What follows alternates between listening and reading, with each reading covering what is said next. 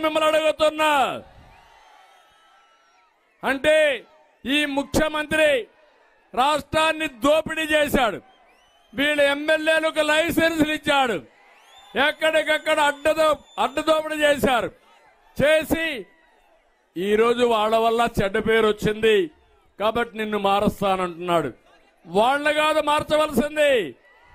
నువ్వు నీ ఎమ్మెల్యేని నమ్మడం లేదు, నీ ఎమ్మెల్యే ప్రజలు నిన్ను నమ్మడం లేదు. నిన్ను ఓడించబోయేది ఈ ఎన్నికల్లో ఈ ప్రజా సమూహం అని చెప్పి నేను మీకు తెలియజేసుకుంటున్నా.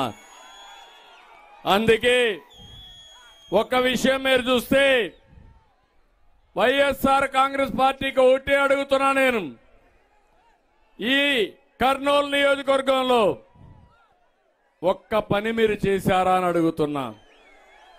ఒక్క అభివృద్ధి కార్యక్రమం మీరు చేశారా అని మళ్ళా నిలదీస్తున్నా. ఒక్క అభివృద్ధి కార్యక్రమం చేయలేదు.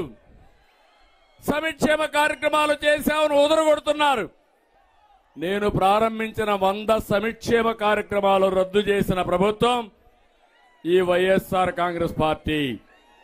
తమిళలో మీకు అన్నా క్యాంటీన్ ఉందా ఇప్పుడు అని అడుగుతున్నా మిమ్మల్ని. చంద్రన్న బీమా ఉందా అని మిమ్మల్ని అడుగుతున్నా. విదేశ విద్య ఉందా అని మిమ్మల్ని అడుగుతున్నా. బీసీలకు, ఎస్సీలకు, ఎస్టీలకు, మైనారిటీలకి నిధులు పెట్టాడా అని మిమ్మల్ని అడుగుతున్నా.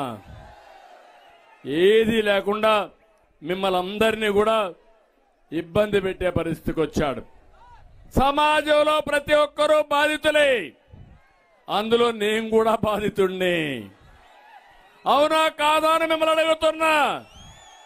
ఎన్ని తప్పుడు కేసులు పెట్టారో ఒక్కసారి మీరు ఆలోచించమని కోరుతున్నా.